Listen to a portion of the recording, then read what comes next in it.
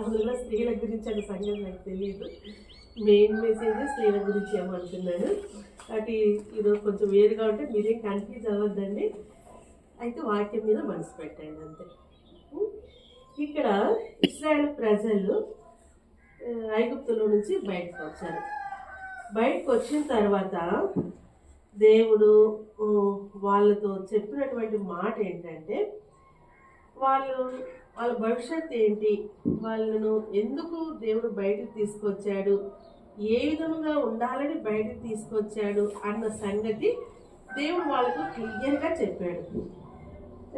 ఎట్లా ఉండాలని 6వ వచనంలో, మీరు నాకు యాజక రూపమైన రాజ్యముగాను పరిశుద్ధమైన జనముగాను ఉందురని చెప్పము.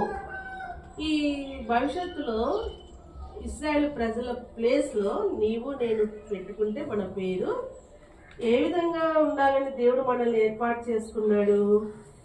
యాజక రూపమైన రాజ్యముగా పరిశుద్ధమైన జనము.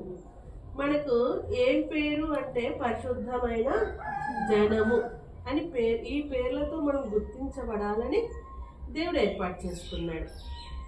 ఎప్పుడు అట్లా గుర్తించబడతారు అని చెప్పాడంటే అక్కడ యేసుప్రభువు వారు, యెహోవా దేవుడు 5వ వచనంలో, మీరు నా మాట శ్రద్ధగా విని నా నిబంధనను అనుసరించిన ఎడల. మీరు నా మాట వింటే, నేను చెప్పిన దాన్ని శ్రద్ధగా ఆలకిస్తే మీరు పరిశుద్ధ జనముగా తర్వాత రాజ్యముగా ఉంటారు అని దేవుడు వాళ్ళకి చెప్పాడు. దాని కొరకు దేవుడు వాళ్ళకు ముందే ఒక మాట కూడా చెప్పాడు. మీరు ఈ విధంగా ఉండాలని ఆయన ఎట్లా ప్రయాసపడ్డాడంట. 4వ వచనంలో, మిమ్మును గద్ద రెక్కల మీద మోసి నా యుద్ధకు మిమ్మును ఎట్లు చేర్చుకుంటేనో మీరు చూచితిరి. దేవుడు మనల్ని ఎక్కడ మోస్తున్నాడు. దేవుడు మోయకపోతే నిజంగా మన శక్తి చేత మనం నడవగలమా?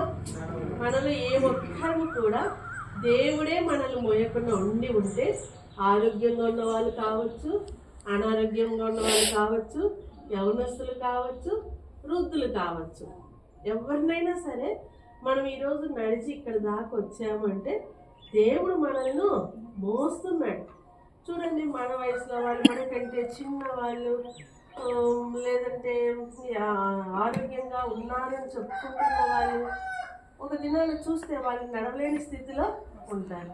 మా ఊర్లో మాకంటే చాలా చిన్న అమ్మాయి, మేము యవనస్తులంగా ఉన్నప్పుడు, కానీ తను ఎట్లా ఉండిందంటే